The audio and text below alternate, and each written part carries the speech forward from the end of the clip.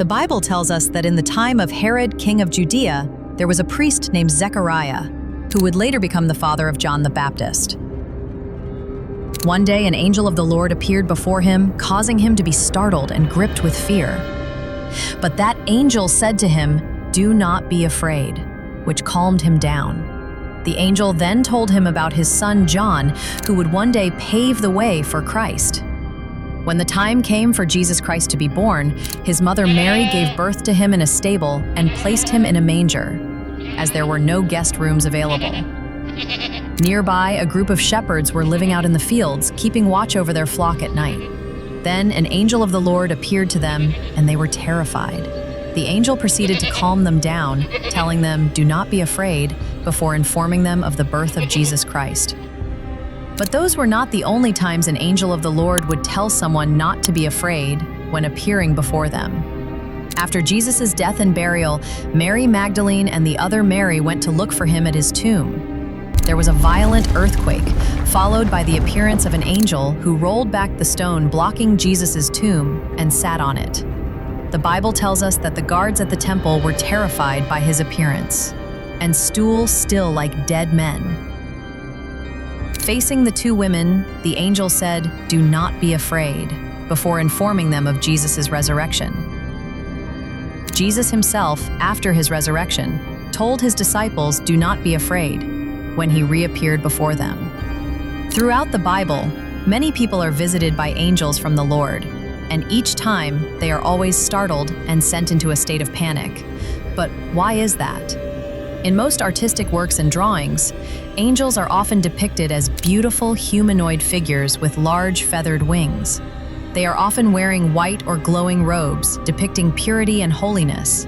But how accurate is this, and does this apply to all types of angels? Using descriptions from the Bible, Jonas Pfeiffer, a 3D artist and motion designer from Germany, has created realistic depictions of some of these angels.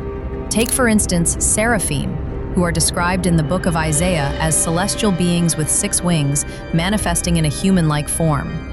They are depicted as standing above God's throne, with 2 wings covering their faces, 2 covering their feet, and 2 for flying. They are seen proclaiming God's holiness, crying, "Holy, holy, holy is the Lord Almighty. The whole earth is full of his glory." In the book of Ezekiel, we are introduced to Ophanim, who are described as large, complex wheels that appear to be part of God's divine chariot. These wheels are described as a wheel within a wheel, full of eyes and shining like beryl.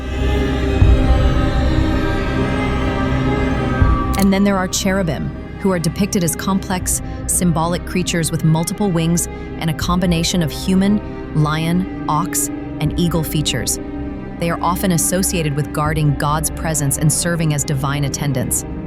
They are also described as having wheels within wheels, covered in eyes, and capable of moving with incredible speed, like flashes of lightning.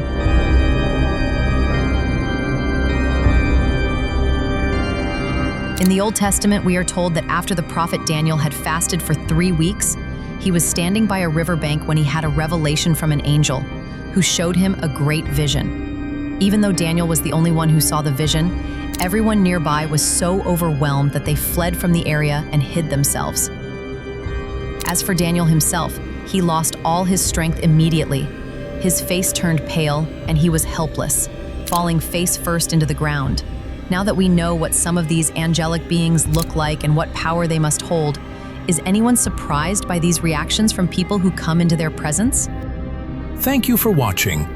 Please subscribe to our channel. We have many more videos coming out soon.